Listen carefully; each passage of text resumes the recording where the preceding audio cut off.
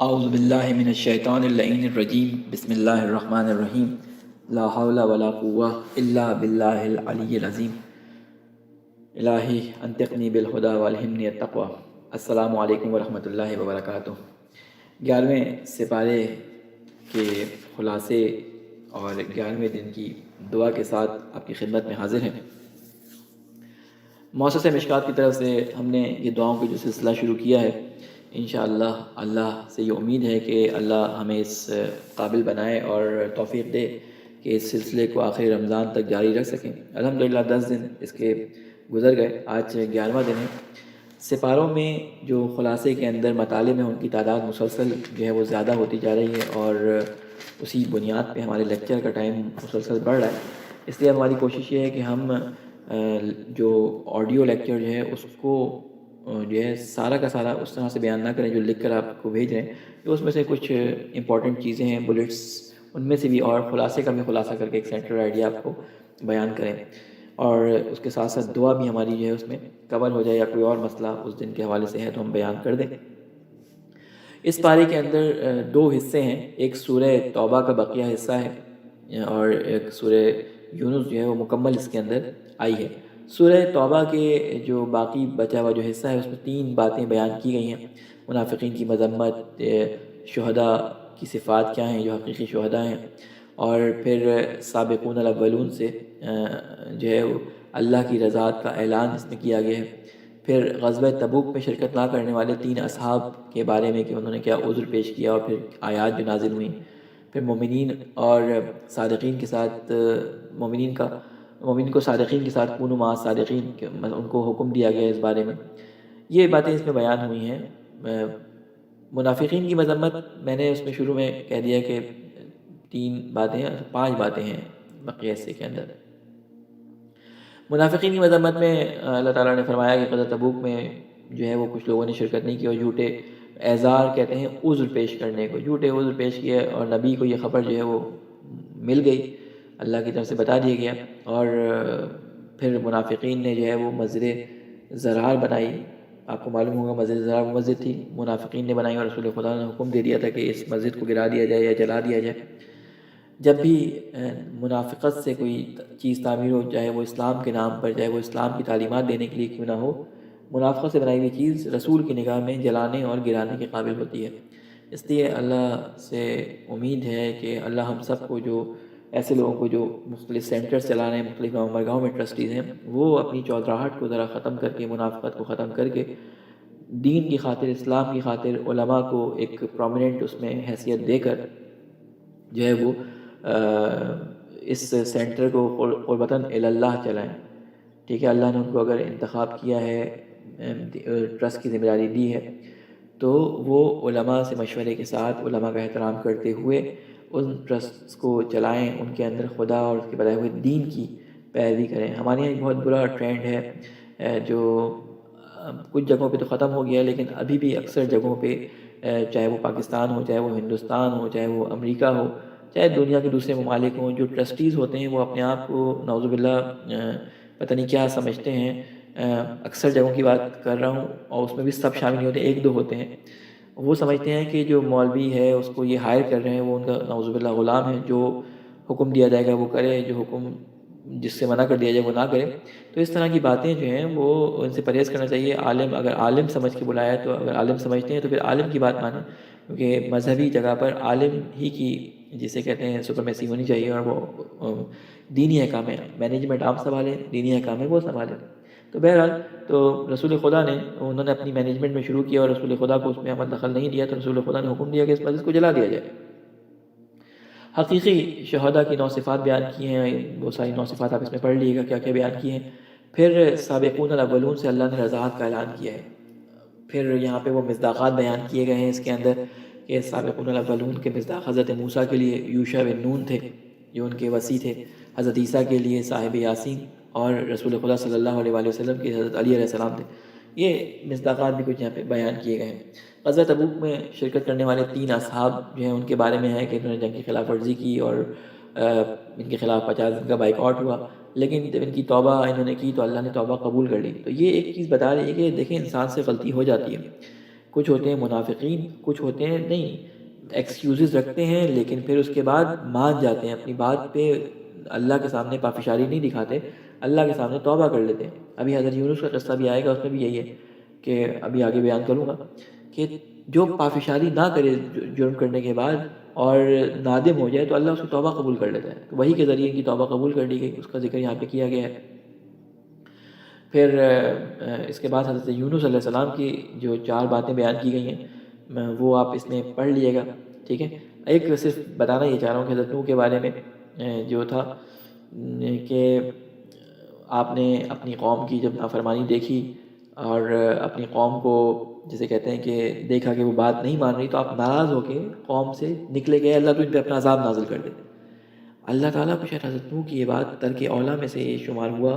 کہ انہوں نے اولویت چھوڑ دی، یعنی اولویت کیا ہونی چاہیے تھی، وہ یہ ہونی چاہیے تھی کہ وہ اس کے باوجود حضرت نوح علیہ السلام کی طرح اس قوم میں رہتے اور جب تک اللہ حکم نہ دیتا خود سے نہ نکلتے، لیکن حضرت نوح بہرحال ان کی قوم نے ان کے ساتھ بہت برا کیا، ہم ان کی وظیفہ تعین نہیں کر سکتے، ظاہر ہے انہوں نے جو کیا، لیکن بہرحال اللہ نے اس کا جو ہے وہ اس کا نتیجہ یہ ہوا کہ وہ جب جیسے ہی نکلے ہیں تو پورا قصہ مختلف طریقوں سے بیان ہوا ہے۔ کوئی کہتا ہے کہ وہ جس کشتی میں سوار ہوئے اس کشتی میں ان کو سوار نہیں کر رہے تھے، وہ ایک یہ مسافر بردار وہ تھا، اس میں سامان تھا اور اس میں ان کو خیر بڑی ان کی منت و سماجت کے بعد ان کو شامل تو کر لیا گیا، حضرت یونس کو نہیں جانتے تھے وہ، تو اس جہاز میں بیٹھ گئے، لیکن جہاز جب سمندر میں پہنچا طوفان آ گیا، طوفان جب آیا تو کہا کہ بھائی وزن کم کرو جہاز کا، تو لوگوں نے کہا کہ بھائی کیسے وزن کم کریں، سامان جو ہے وہ کم کر دیا لیکن پھر بھی جہاز کا وزن زیادہ تھا، تو انہوں نے کہا کہ بھائی بندے کم کرنے پڑیں گے۔ اب یہ بندے کم کرنے کے لیے کس کو کم کریں، سب جو ہے اس پہ مالک کی حیثیت سے موجود تھے، جو مالک تھے، تو انہوں نے کہا بھائی یہ یونس صاحب جو ہیں وہ نعوذ باللہ ہمارے اندر ایک ایکسٹرا ہے، ان کو ہم نے ایکسٹرا سوال کر لیا تھا، ان کو پانی کے اندر پھینک دو تو اور وزن کم ہو جائے گا۔ کچھ یہ قصہ ہے، کچھ کہتے ہیں کہ حضرت یونس نے شکایت لگا دی، چھلانگ لگا دی طوفان سے بچنے کے لیے، آئی ڈونٹ نو کیا قصہ صحیح ہے، لیکن دونوں طریقے سے یہ قصہ بیان ہوا ہے کتابوں کے اندر۔ تو وہ نکل گئے اور پھر وہ مچھلی نے نکل لیا، اور پورا ایک وہاں پہ ذکر آپ کو ملتا ہے، روایات میں بھی ملتا ہے کتابوں کے اندر کہ کس طرح سے مچھلی نے ان کو جو ہے کچھ عرصے تک وہ مچھلی کے پیٹ میں رہا، پھر ان کو مچھلی نے ساحل پہ اگل دیا اور پھر وہاں پہ کدو کا درخت ہوگا، وہ ساری کی ساری باتیں۔ اصل بات جو بتانی ہے وہ مقصود یہ ہے کہ لوگ جو حضرت یونس کے جانے کے بعد ایک دم سے ایسی پشیمانی ہوئی اور انہوں نے آثار عذاب جب دیکھے، حضرت یونس نے دعا کی تھی، نبی نے دعا کی تھی، ظاہر اللہ نے قبول کرنی تھی، اور وہ آثار عذاب جو کالی آندھی کی صورت میں آنے شروع ہوئے، لوگوں نے جب دیکھا تو ان کو عقل آ گئی اور انہوں نے سب نے مل کے کہا کہ اوہ یہ تو ہم سے بہت بڑی غلطی ہو گئی، اور سب مل کر جو ہے وہ ایک صحرا میں چلے گئے ننگے پیر گریبان چاک، اور خدا سے دعا کی کہ اے اللہ اس عذاب کو ہم پر سے ٹال دے۔ تو اللہ نے ان کی اس توبہ کو قبول کیا اور اس عذاب کو ان پہ سے ٹال دیا، ٹھیک ہے نا۔ تو اسی طرح حضرت نوح کے بارے میں بھی ہے کہ حضرت نوح کا قصہ بیان ہوا ہے اس کے اندر، اور مختلف اس طرح کے قصے اس میں بیان ہوئے کہ حضرت نوح کے قصے کہ لوگوں نے ان کی بات نہیں مانی، سوائے ان لوگوں کے کہ جنہوں نے اللہ تعالیٰ کی نبی کی بات مان کر ان کے ساتھ جو ہے وہ ان کا ساتھ دیا۔ 900 سال حضرت نوح نے تبلیغ کی، بہت ہوتے ہیں 900 سال، اور اس میں مذاق ہی اڑاتے رہے لوگ، آپ کا بات ہی نہیں مانتے تھے، ہنستے تھے حضرت نوح کا، پتہ نہیں پتھر مارتے تھے، دیوانہ کہتے تھے حضرت نوح کو، لیکن پھر بھی حضرت نوح جو ہے وہ سب کی بات، بڑا اس میں عبرت ہے حضرت نوح کے قصے میں۔ اللہ یعنی حضرت نوح کی پافشاری اتنی تھی کہ وہ تبلیغ کریں گے، لیکن اللہ نے خود جو ہے نا محسوس کیا کہ اب ان پہ عذاب آنا چاہیے، نوح کو کہا چلو کشتی بناؤ، ٹھیک ہے۔ اب کشتی جب بنانے لگے تب بھی یہ لوگ ہنستے تھے، بہرحال حضرت نوح نے کشتی بنائی، جو فرما بردار تھے وہ کشتی میں شامل ہو گئے، جو نافرمان تھے وہ نہیں آئے، اور غرق کر دیا اللہ نے اس کشتی کے علاوہ جتنی بھی چیزیں تھیں سب کو غرق کر دیا، ٹھیک ہے۔ تو وہ لوگ بچ گئے۔ ایک نقطہ قابل غور یہاں پہ یہ ہے کہ اپنی امت کی نجات کے لیے اللہ نے نوح کے زمانے میں ایک کشتی بنائی جو ظاہری کشتی تھی۔ قیامت سے پہلے رسول خدا صلی اللہ علیہ وسلم جب اس دنیا سے چلے گئے تو اب نجات کے لیے کچھ نہ کچھ موجود ہونا چاہیے تھا، تو خدا نے نبی کے زبان سے یہ کہلوا دیا کہ اپنے اہل بیت کے بارے میں معرفی کرو ان کو، یہ بھی سفینۃ النجات ہیں، یہ بھی وہ کشتی ہیں جو نجات کی کشتی ہے، اس میں جو سوار ہو جائے گا وہ بچ جائے گا دنیا کے طوفانوں سے، دنیا کی فتنوں سے، دنیا کی فسق و فجور سے، لیکن صحیح معنوں میں اس کشتی میں سوار ہو جائے، ایسا نہ ہو کہ اس کا ایک پیر جو ہے باہر ہو کشتی سے لٹکا ہوا ہو اور ایک پیر کشتی کے اندر ہو، دونوں پیر اس کے پورا اپنے تن و من و وجود و روح و جسم کے ساتھ اس کشتی میں سوار ہو، ان کا عبد بن جائے، اللہ کا عبد بن جائے، تب یہ جو ہے وہ نجات کا راستہ پالے گا۔ پھر حضرت موسیٰ علیہ السلام اور حضرت ہارون کا قصہ بیان کیا گیا ہے کہ وہ جادوگروں کے پاس آئے اور جو ہے وہ فرعون نے جو ہے خدائی کا دعویٰ کیا۔ یہاں سے ایک نقطہ نکلتا ہے، ہمارے استاد آغا قراتی فرماتے تھے، اور بڑا اچھا نقطہ ہے، اللہ ان کو طول عمر دے، ان کے قرآن میں ان کی جسے کہتے ہیں کہ زندگی قرآنی جسے کہتے ہیں زندگی ہے، 40 سال 50 سال تبلیغ کی ان کے صرف قرآن کے دروس ہیں، وہ واحد وہ شخص ہیں کہ 40 سال سے جو ہے وہ ایران ٹیلی ویژن کے اوپر ان کے لیکچرز آ رہے ہیں، آج تک اس میں وقفہ نہیں آیا۔ تو وہ فرماتے ہیں کہ ہم یہ سمجھتے ہیں کہ وظیفہ عالم یہ ہے کہ وہ خود سے لوگوں کے درمیان جائے اور پوچھے، یہ نہ انتظار کرے کہ لوگ بلائیں کہ ہمارے پاس آؤ، لوگوں کے بلانے کا انتظار نہ کرے، بلکہ اس آیت سے جس میں خداوند کریم حضرت موسیٰ کو فرماتا ہے کہ اذهب الی فرعون انہ طغی، کہ جاؤ ایسے موسیٰ فرعون کی طرف جاؤ، وہ طغیانی کر رہا ہے، اس نے خدائی کا دعویٰ کر دیا۔ تو جو علماء ہیں، جو مبلغین ہیں، جو اپنے آپ کو دین کا پیغام رسان سمجھتے ہیں، چاہے وہ عالم ہوں، چاہے وہ تھوڑا بہت جاننے والے ہوں جو اپنے دین کے بارے میں بتا سکتے ہیں، وہ اس بات پہ اکتفا نہ کریں کہ ہمیں پتہ چل گیا تو بس ہمارے لیے اچھا ہے۔ نہیں، وہ کوشش کریں کہ دوسروں کے پاس جا کر اپنے پیغام کو پہنچائیں، دوسروں کو اپنی خدمات دے سکیں، لہٰذا ان کو آگے بڑھنا چاہیے۔ بہرحال ٹائم بہت تیزی سے گزر رہا ہے، میں اس پارے کے ترجمے کو ختم کروں تو یہ سارا واقعہ حضرت موسیٰ کا فرعون کے ساتھ موجود ہے کہ کس طرح فرعون کی قوم جو ہے وہ غرق ہو گئی حضرت موسیٰ کی بات نہ ماننے کی وجہ سے۔ پھر حضرت یونس کا قصہ میں آپ کو بتا چکا ہوں، یہ قصہ جو ہے وہ توبہ اور استغفار کے بارے میں بات ہوئی ہے کہ کس طرح سے توبہ اور استغفار لوگوں کی قبول ہو گئی۔ حضرت یونس چلے گئے تھے وہاں سے اور ان کو جو ہے وہ مچھلی کے پیٹ میں رکھا گیا۔ ذکر یونسیہ مشہور ہے کہ ہم مشکل وقت میں جو ہے مصیبت کے وقت میں ذکر یونسیہ جو ہے وہ پڑھتے ہیں۔ اب آ جاتے ہیں دعا کی طرف، جو دعا رمضان کے مہینے میں پڑھی جاتی ہے 11ویں ماہ رمضان کو۔ اچھا، ایک بات اور بھی آپ کو یہ لیے عرض کروں کہ انسان جب علم کی میدان میں قدم رکھتا ہے، علمی میدان میں قدم رکھتا ہے، یا آپ لوگ اپنے ذہن میں اس چیز کو اگر غلط تصور ہے تو اس کو ہٹا لیں کہ کوئی بھی بات حتمی نہیں ہوتی۔ جو علمی میدان میں باتیں کی جاتی ہیں، انسان اپنے علمی نظریے، اپنی علمی نتائج کی بنیاد پر کوئی بات کہتا ہے، کل کو اس کے علم میں اضافہ ہوتا ہے اور وہ بات کو تبدیل کر دیتا ہے تو یا اس کو اپ گریڈ کر دیتا ہے، تو اس کا مطلب یہ نہیں کہ وہ جاہل ہے، اس کا مطلب یہ ہے کہ وہ علم کی تگ و دو میں لگا ہوا ہے اور علم کے اضافے کے ساتھ ساتھ وہ اپنی پچھلی نظر سے آگے کی نظر جو ہے وہ بیان کر رہے ہیں۔ علمی تحقیق انسان کو سیڑھیوں پہ چڑھاتی ہے، یعنی پہلی سیڑھی پہ آپ تھوڑا سا آپ کا قد چھوٹا نظر آتا ہے، دوسری سیڑھی پہ چڑھ جائیں تو آپ کا قد بڑھ جاتا ہے۔ تو علمی ترقی جو ہے وہ علماء کے درمیان موجود رہی ہے۔ علامہ حلی کی مثال ہمارے سامنے بہت زبردست مثال ہے کہ علامہ حلی نے 1000 کے قریب کتابیں لکھی۔ اگر آپ کتابیں دیکھیں ترتیب وار علامہ حلی کی تو آپ کو ان کی کتابوں میں بہت فرق نظر آئے، ان کی نظرات اپ گریڈ ہوتی رہی ہیں، ان کی نظرات میں تغییر اور تبدل آتا رہا۔ تو ہو سکتا ہے کہ کل کوئی عالم ایک بات کہے اس نے کی ہو اور آج وہ اس کی مخالف بات کہے، تو یہ اس بات پہ منحصر نہیں ہوتا، اس بات کا اس سے کہیں بھی شائبہ پیدا نہیں ہوتا کہ نعوذ باللہ وہ جاہل ہو گیا یا اس کے علم میں کوئی کمی تھی۔ نہیں، وہ کل اپنے علم کے نتیجے میں اس نتیجے پہ پہنچا تھا، اس نے وہ بات بیان کر دی، آج وہ اس نتیجے پہ پہنچا ہے، وہ یہ آج بیان کر رہا ہے۔ اسی طرح آپ لوگوں کو بھی سوچنا چاہیے کہ علمی میدان کے اندر ترقی کو، علمی اختلافات کو جو ہے وہ اختلاف جسے کہتے ہیں نا فردی اور شخصی نہ بنائیں، شخصیتوں کو گندہ نہ کریں، شخصیتوں کے امامے نہ اچھالیں، بلکہ علمی اختلاف کو علمی فورم پہ حل کیا جائے، نہ کہ عوام کے درمیان اس کو جو ہے وہ پھیلایا جائے اور علماء کی برائی بیان کی جائے کہ فلاں نے یہ کہہ دیا، فلاں نے یہ کہہ دیا، وہ نعوذ باللہ اس کا باپ ایسا، اور پورے شجرے کو تو ہم ایسی کی تیسی کر دیتے ہیں۔ یہ احادیث نے، روایات میں، اور اس کو عقلاء نے اس کو بہت بری بات شمار کیا ہے۔ بہرحال ہم آتے ہیں 11ویں دن کی دعا کی طرف۔ اللہم حبب لی الی فیہ الاحسان وکرہ الی فیہ الفسوق والعصیان وحرم علی فیہ السخط والنیران بعونک یا غیاث المستغیثین۔ خدایا آج کے دن میرے لیے احسان کو محبوب اور فسق و عصیان کو ناپسندیدہ قرار دے دے، اور اپنی ناراضگی اور جہنم کو میرے اوپر حرام کر دے۔ اپنی امداد خاص سے اے فریاد رسوں کے فریاد رس، اے فریاد سننے والوں کے فریاد سننے والوں کی فریاد رس، اے خدا تیرے سامنے ہم آئے ہیں، تو ہی ہمارے دل میں محبت پیدا کرنے والا ہے۔ پہلا جملہ کیا فرمانا ہے کہ اللہم حبب لی الی فیہ الاحسان، اے خدا مجھ پر احسان کر۔ یہ کیا احسان کر؟ کہ میں اچھائی کو، یعنی میرا دل اس طرح سے ہو جائے کہ میں اچھائی کو پسند کروں، اور برائی مجھے بری لگنے لگے. یعنی یہ انسان کی ایک کوالٹی ہوتی ہے، اللہ کی توفیق سے آتی ہے. اس میں بھی خدا کا احسان ہوتا ہے کہ جب ہمیں کوئی چیز اچھی لگنے لگے. بعض دفعہ آپ دیکھتے ہیں کہ ہمیں نماز کی طرف رغبت نہیں ہوتی، ہمیں نماز اچھی نہیں لگتی، بس ہم ایک ڈیوٹی انجام دینے کے لیے نماز پڑھ رہے ہوتے ہیں، ڈیوٹی انجام دینے کے لیے جو ہے وہ قرآن پڑھ رہے ہوتے ہیں، ڈیوٹی انجام دینے کے لیے کراہت کے ساتھ خبث نکال رہے ہوتے ہیں کہ لو مال دینا پڑ رہا ہے، اللہ تعالیٰ نے پتہ نہیں کیسا سخت حکم دے دیا. نہیں، اللہ سے دعا کریں کہ یہ جو اللہ نے نیکیاں بیان کی ہیں وہ ہمارے نزدیک خوبصورت ہو جائیں، وہ ہمیں اچھی لگنے لگیں. یہ بھی خدا کی توفیق ہے.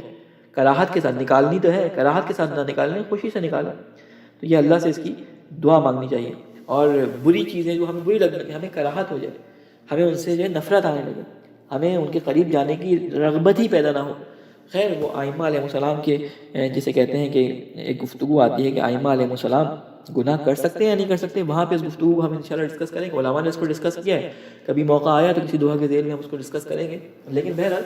اللہ سے دعا کریں کہ ہمیں برائی بری لگنے لگے، ہمیں اس کی جسے کہتے ہیں نا کہ بیک گراؤنڈ میں جو کچھ ہے وہ نظر آنا شروع ہو جائے کہ اس کے پیچھے کیا برائی ہے، اس کے پیچھے خدا کی کیا ناراضگی چھپی ہوئی ہے، کیا جنت اور دوزخ اس کے پیچھے جو ہے وہ چھپی ہے، برائی کے پیچھے دوزخ اور اچھائی کے پیچھے جنت. وہ اگر ہمیں حقیقت معلوم ہو جائے، اس کی معرفت ہو جائے، تو ہم خود بخود جو ہے وہ گناہوں سے دوری کریں گے اور نیکی کی طرف رغبت کریں گے. اگر اس میں ایک چھوٹی سی بات میں آیت اللہ مجتبیٰ تہرانی جو ہے وہ اس کے بارے میں کرتے ہیں کہ عبادت اور نیک کاموں میں میرے جو ہے وہ اللہ سے دعا کریں محبوب بنا دے. اور ایک چیز جو لوگوں میں پائی جاتی ہے بعض لوگوں میں کہ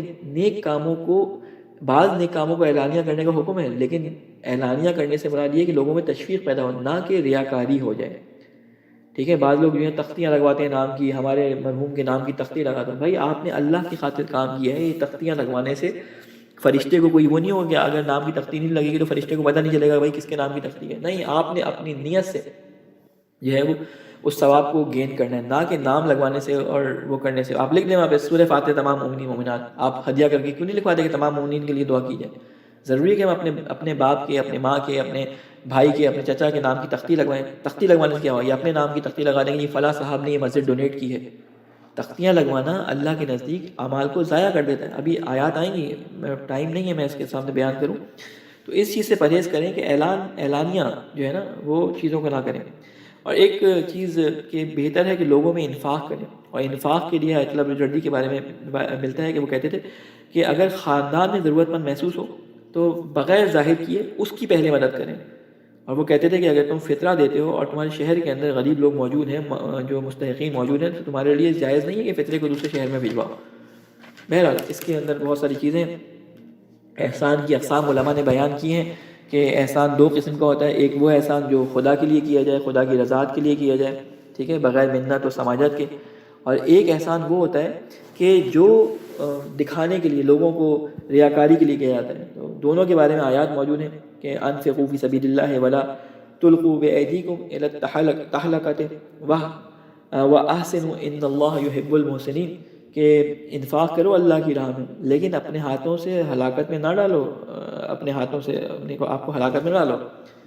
اور احسان کرو، اللہ کے لیے کرو، اللہ محسنین کو دوست رکھتا ہے. ٹھیک ہے نا، یعنی اللہ کے لیے احسان کرو، لوگوں کو دکھانے کے لیے احسان نہ کرو. ریاکاروں کے لیے کیا فرمایا؟ والذین ينفقون اموالهم رئاء الناس، وہ لوگ جو انفاق کرتے ہیں یعنی خرچ بھی کرتے ہیں، اپنی جیب سے جا بھی ہوتا ہے، کم بھی ہو رہتا ہے، اپنے مالوں کو خرچ کرتے ہیں رئاء الناس، لوگوں کو دکھانے کے لیے. ان کی صفات کیا بیان کی گئی ہیں کہ در حقیقت کیا؟ ولا یؤمنون باللہ، یہ اللہ پر ایمان نہیں رکھتے، ولا بالیوم الاخر، اور نہ ہی آخرت پر ایمان رکھتے ہیں. ومن یکن الشیطان لہ قرینا، اور ان کا جو قرین، ان کا جو ہمکار ہے، ان کا جو ہمنشین ہے وہ شیطان ہے، اور بہت ہی بد جسے کہتے ہیں نا بہت ہی برا ہمکار ہے، بہت ہی برا ان کا قرین ہے، بہت ہی برا ان کے ساتھ بیٹھنے والا، ہمنشینی کرنے والا ہے. تو یہ سختی سے جو ہے ریاکاری کی اور نفاق کی جو ہے وہ مذمت ہوئی ہے. پھر فرمایا ہے وَقَرِّ إِلَيَّ فِيهِ الْفُسُوقَ وَالْفُسُوقَ وَالْعِصْيَانَ، اے اللہ مجھے ایسا بنا دے کہ میں فسق و گناہ سے بیزار ہو جاؤں. بس میں مختصر سے بتا دوں فسق اور عصیان سے مراد کیا ہے. جب کوئی اللہ کے دستور کے خلاف، اللہ کے حکم کے خلاف عمل انجام دیتا ہے تو کہا جاتا ہے کہ اس نے معصیت اور عصیان کیا ہے. ٹھیک ہے، لیکن جب کوئی اس معصیت پر توبہ نہ کرے اور اصرار کرے، یعنی بار بار اس معصیت کو تکرار کرے، بار بار اس کو جو ہے وہ بیان کرے، تو ایسے شخص کو فاسق کہتے ہیں. میں فاسق کا لفظ مختلف روایات میں قرآن میں آیا ہے، آپ سمجھ لیں کہ یہ تعریف ہے اس کی. پھر فرمایا کہ وحرم علیہ فیہ السخط والنیران، اے اللہ اپنے غضب اور آگے جہنم کو مجھ پر حرام قرار دے۔ یہ اللہ سے ہی ہمیں کہنا چاہیے کہ اللہ تو ہی ہمیں جہنم کی آگ سے بچا سکتا ہے، تیرے علاوہ کوئی ہمیں جو ہے وہ ہماری مراد کو پوری نہیں کر سکتا، تو ہی ہماری مرادوں کو کہ ہم جہنم میں نہ جائیں اس کو پورا کر سکتا ہے۔ خدا کی نافرمانی بھی جو ہے وہ جو ہے انسان کو اس دنیا میں بھی آگ میں جلاتی ہے، وہ سمجھتا نہیں، اور آخر تو آگ ہے ہی ہے۔ اور ایک چیز جسے اللہ کی نافرمانی کہا گیا وہ یہ ہے کہ خدا کی نعمتوں پہ شکر ادا نہ کرنا، یہ بھی خدا کی نافرمانیوں میں سے آتی ہے۔ اس لیے جو اللہ نے نعمتیں ہمیں دی ہیں، چاہے وہ ماں باپ کی صورت میں ہو، چاہے وہ رزق کی صورت میں ہو، چاہے وہ اولاد کی صورت میں ہو، جس صورت میں اللہ نے ہمیں نعمتیں دی ہیں، بیٹی کی صورت میں، بیٹے کی صورت میں، ہر نعمت کا شکر اس کے معیار کے مطابق، اس کے جسے کہتے ہیں رتبے کے مطابق ہونا چاہیے۔ نعمتوں کا شکر یہ ہے، دولت کا شکر یہ ہے کہ اس کو انفاق کیا جائے، صحیح راہ میں خرچ کیا جائے۔ اعضاء کا شکر یہ ہے کہ ان کو صحیح طریقے سے اللہ کے احکامات کی بجاوری کے لیے استعمال کیا جائے، تو یہ شکر ادا کرنے چاہیے، ٹھیک ہے نا۔ ما یفعل اللہ بعذابکم ان شکرتم وآمنتم وکان اللہ شاکرا علیما، اللہ تعالیٰ فرماتا ہے کہ جو بھی تم اللہ کے لیے انجام دیتے ہو جانتا ہے، کیا فرماتا ہے، اگر تم اللہ کے لطف و کرم جو اس نے تمہارے اوپر کیا ہے شکر گزار ہو تو خدا کو کیا غرض ہے کہ تمہارے اوپر عذاب دے۔ خدا نعمت کے مقابلے میں تمہاری جسے کہتے ہیں نا دعا کو اور شکر کو قبول کرتا ہے، اور دوسری جگہ پہ ارشاد فرمایا ہے کہ وَإِن شَكَرْتُمْ لَأَزِيدَنَّكُمْ، جو شکر کرتا ہے اس کو ہم زیادتی بخشتے ہیں، اس کی نعمتوں میں اضافہ کرتے ہیں اس کی شکر کی وجہ سے۔ اور یہ تمام کام کرنے کے لیے ہمیں کس کی مدد درکار ہے؟ بِعَوْنِكَ يَا غِيَاثَ الْمُسْتَغِيثِينَ، اے خدا ہم تیری ہی مدد سے یہ کام کر سکتے ہیں، ہم اپنے اندر اتنے کوالٹی نہیں رکھتے کہ ہم یہ ساری کوالٹی اپنے اندر پیدا کر سکیں، اس لیے اے خدا تجھ سے ہم مانگتے ہیں، تیری مدد مانگتے ہیں کہ اے خدا تو ہمارے لیے یہ ممکن بنا، یہ ساری باتیں، یہ دعائیں جو ہم کر رہے ہیں۔ روایات میں ملتا ہے کہ جو شخص ایک قدم خدا کی طرف بڑھاتا ہے، خدا ہر ولے اپنے بندے کی طرف بڑھتا ہے۔ ہر ولا آپ نے حج کے ایام میں سنا ہوگا کہ جو آپ صحیح کرتے ہیں وہ ہر ولا یعنی دوڑ کے جاتے ہیں، ہر ولا یعنی دوڑ کر خدا کی طرف ایک قدم بڑھاؤ، خدا دوڑ کر تمہاری طرف آتا ہے۔ روایات میں یہ الفاظ اس طرح ملتے ہیں، یا غیاث المستغیثین، اے خدا جو مجھ سے جو بھی تجھ سے پناہ مانگتا ہے تو اس کو پناہ دیتا ہے، اے خدا ہمیں بھی اپنی پناہ میں لے لے، ہمیں بھی توفیق دے کہ ہم تیری معصیت سے بچیں، ہمیں تیرے بتائے ہوئے احکام اچھے لگیں اور تیرے منع کیے ہوئے احکام سے ہم دوری اختیار کریں۔ ربنا تقبل منا انک انت السمیع العلیم برحمتک یا ارحم الراحمین۔